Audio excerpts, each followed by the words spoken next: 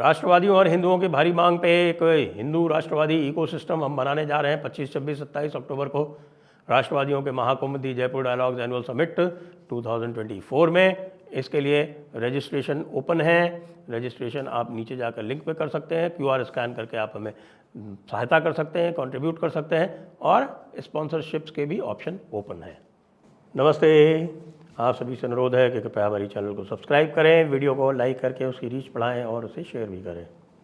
योगी आदित्यनाथ उत्तर प्रदेश में 2 अध्यादेश लाने जा रहे हैं और यह 2 अध्यादेश खाद्य पदार्थों में थूक, मूत, अपशिष्ट, इस प्रकार की जो आजकल मिक्सिंग हो रही है उसको रोकने के लिए, और दूसरा अध्यादेश लाने जा रहे हैं। जी हाँ, 2 अध्यादेश लाने जा रहे हैं, एक अध्यादेश नहीं। और दूसरा अध्यादेश जो है वो है कंज्यूमर राइट टू नो, यानी कि कंज्यूमर जो है food contamination, consumer right to know and prevention of spitting ordinance. और दूसरा जो है वो लाने जा रहे हैं कि भाई प्रोहिबिशन ऑफ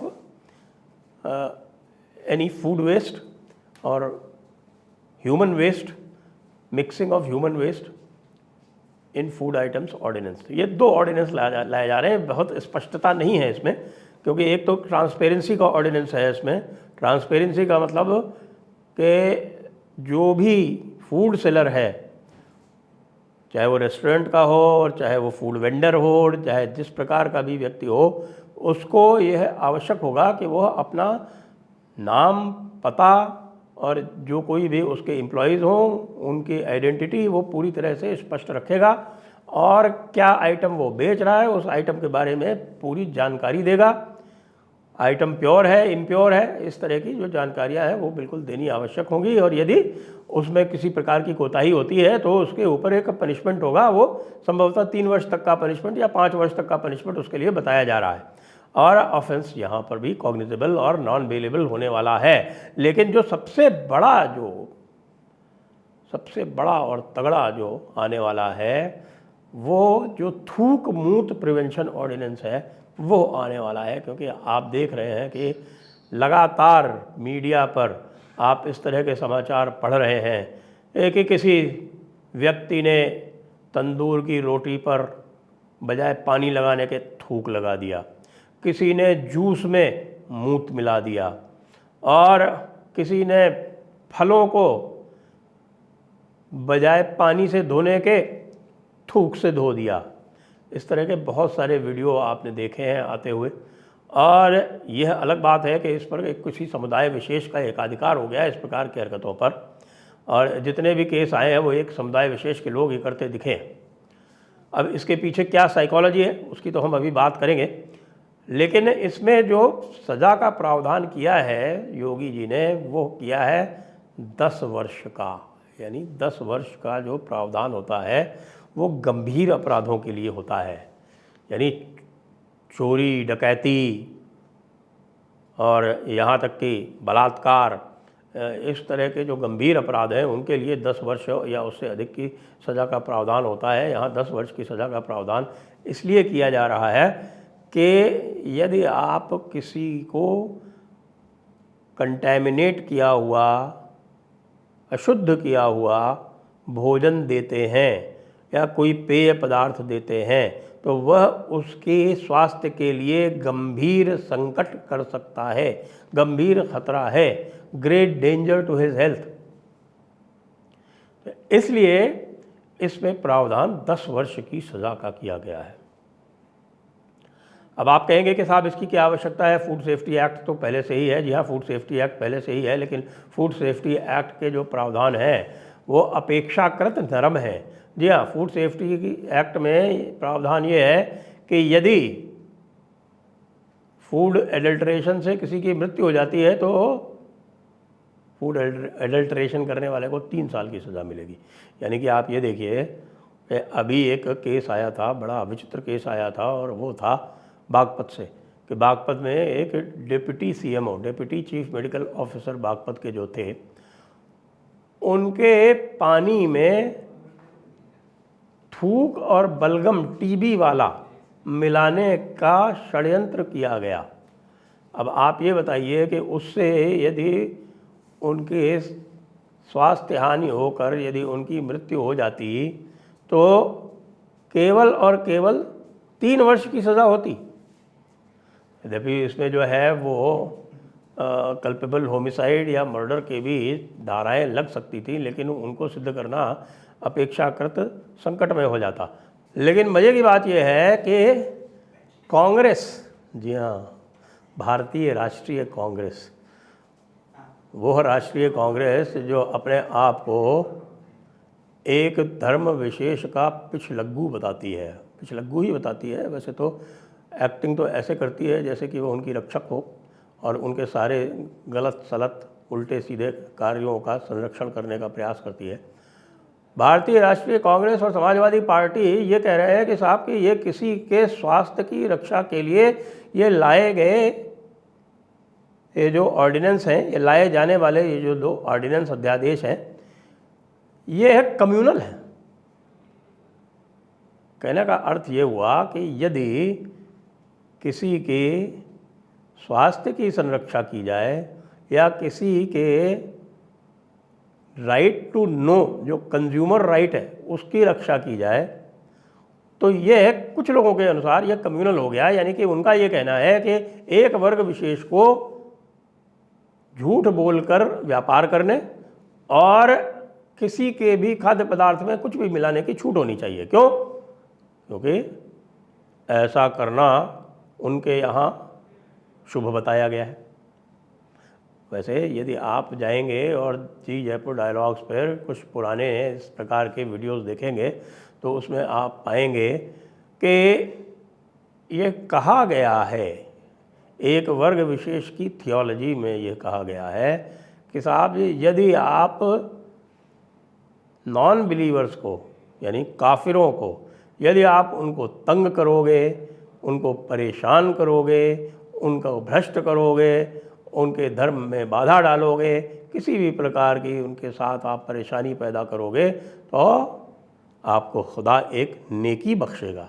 यानी आपका नंबर जो है जन्नत में जाने वालों में प्रायोरिटी पर आ जाएगा, दूसरों से आगे आप चले जाएंगे। जी मैं मजाक नहीं कर रहा, ये आप देख लें और प्रमाण सहित बोल रहा हूँ कि ये सूरत तौबा की 120वीं आयत है। 120वीं आयत के अलावा जो 123वीं आयत है वो और भी ये कहती है कि तुम्हारे साथ जो भी लोग हैं गैर मुसलमान, वो तुम में सख्ती पावें, उनके साथ तुम हार्श रहो। उसका अंग्रेजी ट्रांसलेशन है कि you should be harsh to such people, non believers, you should be harsh to non believers around you. तो जब किसी मज़हब में इस प्रकार की बात कही जा रही है तो उसके जो आलिम उलमा या उसके जो स्कॉलर्स होते हैं, उनका धर्म होता है कि उसको कॉन्टेक्चुअलाइज करके उसको आप उसमें से हटाएं। लेकिन ये कहा गया है कि साहब कि इसमें किसी भी प्रकार की छेड़छाड़ नहीं हो सकती, और जैसा कि ये 7वीं शताब्दी में था उसी प्रकार से आज भी रहेगा।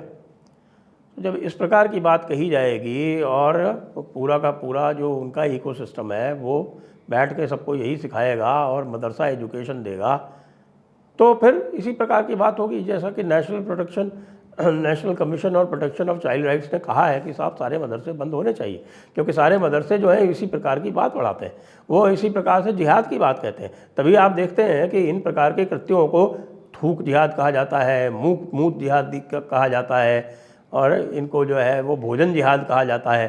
क्यों कहा जाता है? इसीलिए क्योंकि ये उसी प्रकार के एक अपने एक सुप्रीमेसी सबके ऊपर कायम करने का एक शगल है, एक मेथड है।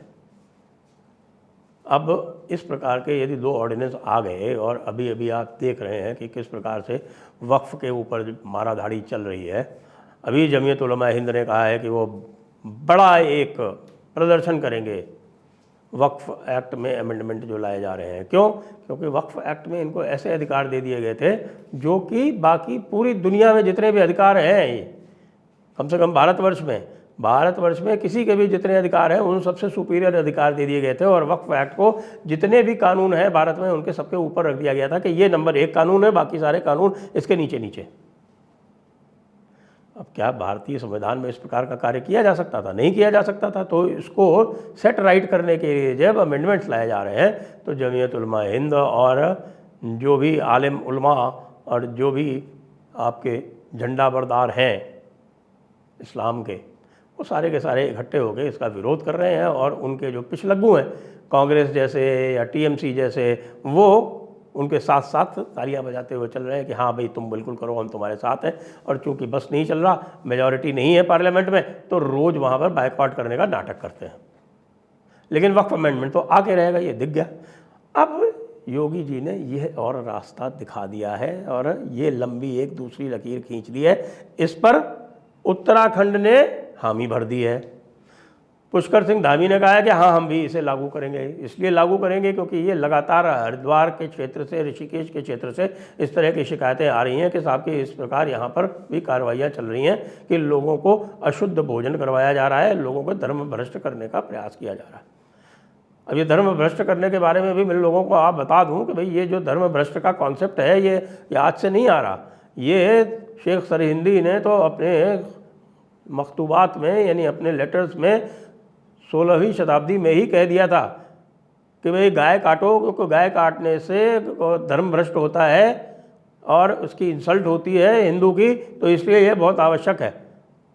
डॉक्टर अंबेडकर कह गए अपनी किताब में, लिखा उन्होंने पाकिस्तान और द पार्टीशन ऑफ इंडिया, कि भाई किसी भी देश में गाय काटने का रिवाज नहीं है, लेकिन भारत में जो मुसलमान है वो बिना गाय काटे नहीं रहेगा, क्योंकि उसको इस तरह से हिंदू को तंग करना है और ये प्रयास करना है कि किसी तरह से इसका धर्म भ्रष्ट हो, उसको किसी भी तरह से बीफ खिला दो और फिर कहो तुम्हारा धर्म भ्रष्ट हो गया है, अब तुम मुसलमान बन जाओ।